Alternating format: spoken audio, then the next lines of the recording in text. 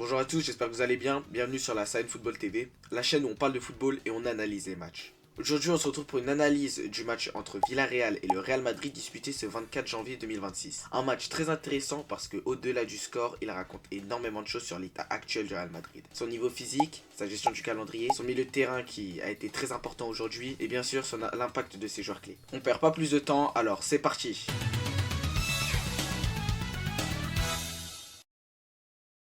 Avant de parler du match en lui-même, il faut comprendre dans quel contexte il se joue. On est en janvier, un moment clé de la saison où les organismes commencent à être marqués, où les matchs s'enchaînent, où chaque point compte énormément dans la course au titre. Le Real Madrid arrive avec la pression du classement, mais aussi avec celle de ses concurrents directs, notamment le FC Barcelone, qui reste en embuscade.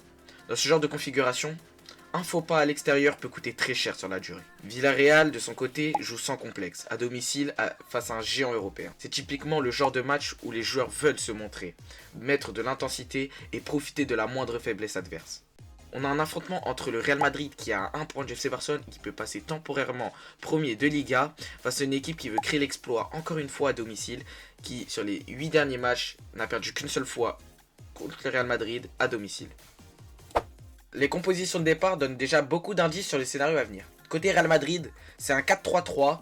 On voit une équipe construite pour être équilibrée, pas forcément ultra offensive dès le départ, mais solide avec un milieu capable de presser, de conserver et surtout de protéger la défense. C'est un choix logique quand on sait que le Real Madrid sort d'un match européen et que la priorité est aussi de gérer l'énergie. Du côté de Villarreal, au contraire, on est sur un 4-4-2 qui affiche des intentions beaucoup plus agressives. Le pressing est haut, les latéraux montent beaucoup et l'idée est claire, empêcher le Real Madrid de s'installer confortablement dans le match. Sur le papier, c'est un vrai choc de style et très vite, ça se ressent sur le terrain. Le début de match est clairement à l'avantage de Villarreal en termes d'intensité. Les premières minutes sont très rythmées, très engagées avec beaucoup de duels au milieu de terrain. Le Real Madrid a du mal à poser son jeu immédiatement. Les sorties de balles sont parfois compliquées et Villarreal réussit à couper certaines lignes de passe importantes. Mais ce qui est intéressant, c'est que le Real Madrid accepte cette situation. Il ne cherche pas à forcer, il ne panique pas et il temporise.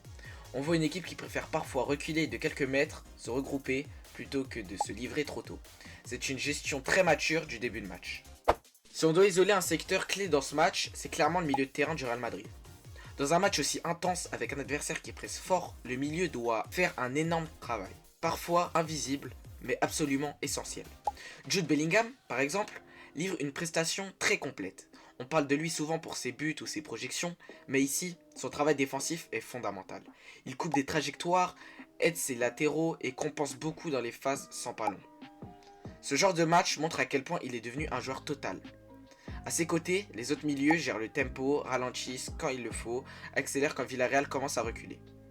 Dans ce match-là, il n'y a aucun problème avec son association avec Arda Güler.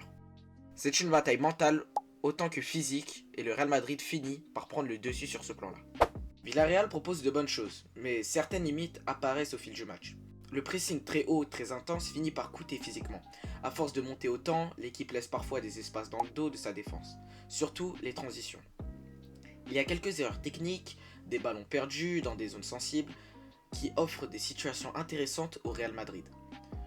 Ce ne sont pas des erreurs énormes, mais face à un adversaire de ce niveau, ce sont exactement ces petits détails qui font la différence. Et puis évidemment, il y a Kylian Mbappé. Dans un match aussi serré, ce sont souvent les grands joueurs qui font basculer la rencontre. Mbappé inscrit un doublé dont un penalty décisif en toute fin de match.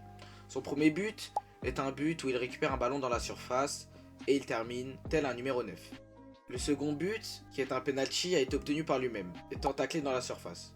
Le penalty a été tiré avec énormément de sang-froid, une panenka, un geste fort, symbolique, presque provocateur, mais surtout maîtrisé. Ce genre de geste montre la confiance totale du joueur et sa capacité à assumer la pression maximale. C'est exactement pour ça que le Real Madrid l'a recruté. C'est donc Mbappé en fin de match qui est nommé MVP, s'offrant le trophée grâce à son doublé. Pour conclure, ce Villarreal-Real Madrid est un match très révélateur. Le Real ne gagne pas forcément avec panache, mais avec intelligence, expérience et efficacité. Villarreal propose une vraie opposition, mais paye par son manque de maîtrise dans les moments clés. Dans la course au titre, ce genre de victoire peut compter énormément à la fin de la saison.